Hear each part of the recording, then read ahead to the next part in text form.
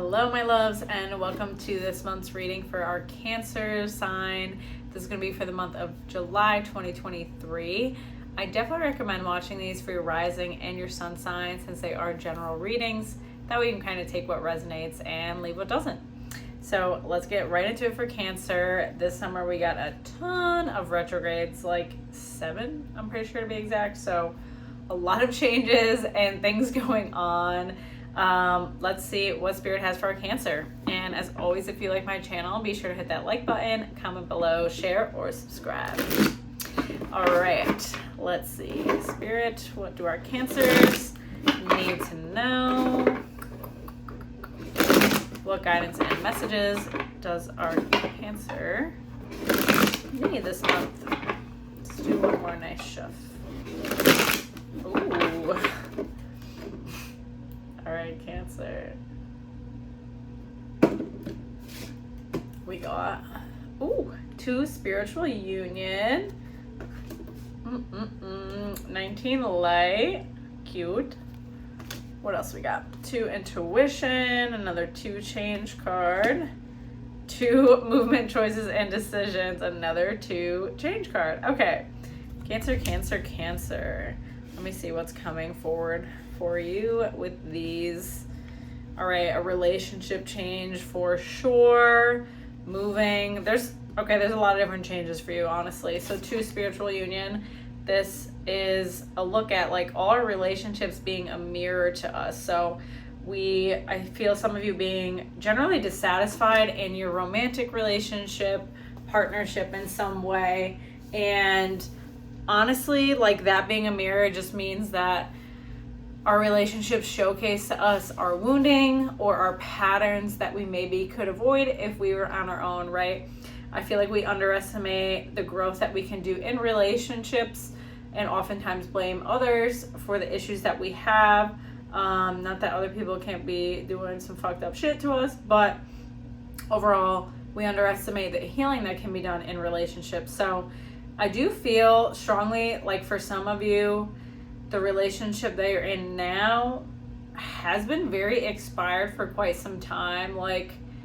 And there's a part of you still holding on to it. I don't know what it is, like the image of the relationship or the vision that you had for it. I feel like you're such a lover. You're such a hopeless romantic that part of you is like, oh, this person will change, or this holds so much potential to be different. And potential is nice and all, but it's also not reality. We need to understand that the potential that we generally see in other people is literally what we would do in their shoes. That's why you can see something playing out a particular way, because you're using your mind and your creativity or your problem solving or whatever the hell you want to call it to figure out, how can I make this situation better? What would I do differently? But does this person want to do that? We can't forget that people have free will. And what they're showing you and what they're doing is probably what they're going to continue to do. Because think about how hard it is to change when you're trying to change.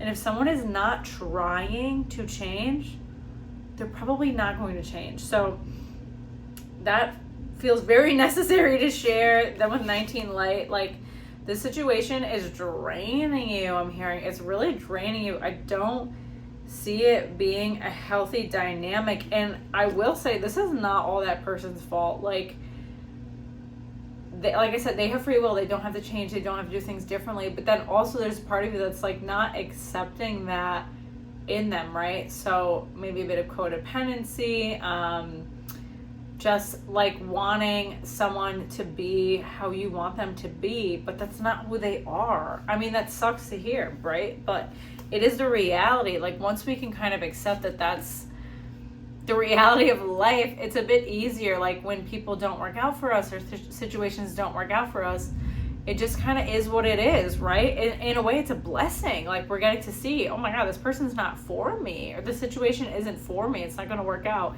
That's a blessing to know. So you don't have to continue to waste time. But there's a part of you blocking yourself from seeing that too. So intuition. Using your intuition, tapping into your intuition. I feel that you are feeling intuitively in your gut when you're with this person.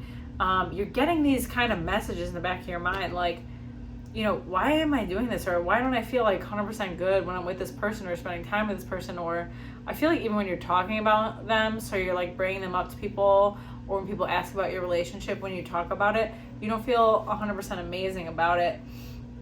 That's saying something right there. Honestly, if you're really that unsure of where you're at with someone, especially after a decent amount of time, or where it's going or what it's going to be, or you just don't know if they're the right person, they're probably not the right person. Like, they're probably just not.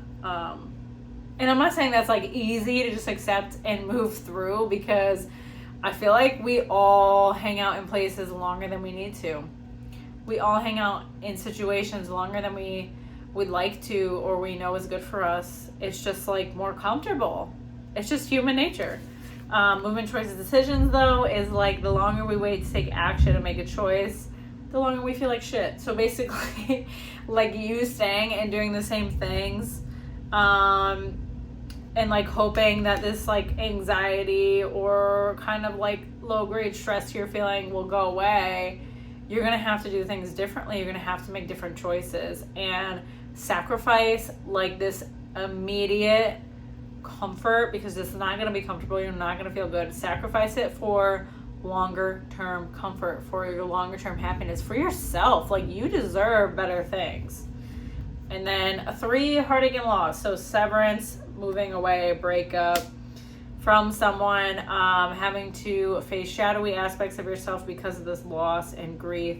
So moving away, yeah, the change is a big breakup or moving away from someone and being a particular way in relationships, really having to cut the ties with putting up for less than you want or settling for less than you want. What else we got? Cancer. 1, love begins. We like that. We definitely like that. 9, suffering in silence. And then we got 6, harmony. Okay. This is a nice little change of pace for us. So 1, love begins, having to fill your own cup to feel good, having to take care of yourself to feel better. So I really feel like once you move away from this person and relationship, you can really start taking care of yourself in a way that feels very nourishing and good, and learning how to do that. There's a part of you that has like put that on the back burner a little bit because you're prioritizing this relationship, and a lot of your energy is being drained by this relationship. So it hasn't been as easy to love the hell out of yourself and take care of yourself. But this heartache and this loss is going to kind of push you in that direction, push you and force you to take care of yourself, so that you do feel good. You do feel like, wow, I really know what I need in this point in time. You are intuitive. It's not that you're not. It's that, you know, you're scared to take that leap of faith. Like, you're scared to make that change. It's understandable. But you're going to feel so much better when you do. And then 9, suffering in silence. Maybe these are things you're not really talking about with someone else. You know, I'm saying from spirit, like you opening up to people this month about how you feel about how things are just like not working out, and it helps you so much. Like, I feel like some of these people, they're pretty close to you and they don't even realize how much this is like affecting you. So if you feel like that's the case, like people don't really realize how you're feeling about it and you're not opening up, it's only going to help you to open up. And it's not like you got to tell everybody your business, but those closest to you, right? I don't feel that you're really sharing with them these lows that you're having. You're not feeling 100% great, but there's so many people that love you and want to support you. So don't be nervous to open up to people that you know you can trust and support on. Then the 6, harmony card, beautiful card, coming into harmony in your relationships, feeling supported by your relationships, really just feeling good, heart-centered energy. It's funny, we start off with the spiritual union, mirror, going through the whole breakup, then, you know, going through this upheaval, God, can I even talk, of your life, and coming back to your soul tribe, coming back to the people that feel really good to you and nourishing to you and love you. That is so healing in itself, right? That is so healing. So prioritizing those connections, those people, that is going to make you feel best. Really just letting yourself be loved on, letting yourself be cared for. I feel like you're so caring to other people. Like, let yourself be loved, let yourself feel those good things. Yeah, I kind of want to pull another one, to be honest. 8, emotional withdrawal. All right, so needing this month to hermit, to get yourself right spiritually. You have been maybe neglecting the spiritual side of your life, whatever you are into, you know, religious, spiritual, and you've been kind of neglecting that part of your life and neglecting the things that you know that you need to do to take care of yourself, to feel that balance again, to feel restored in some way, to feel like you can move through these emotions and, you know, just feel more aligned in your life and like more on track. Not that you're not going to ever feel shitty feelings, but to just feel more aligned and like more equipped to deal with things when they come up, because we all love that. We love that for you. We need that. So I hope that that helps you this month, Cancer, and can give you some guidance on what's to come ahead. As always, if you like my channel, be sure to hit that like button. Check below for info on booking your own one-on-one reading. Otherwise, we'll see you next time. Take care.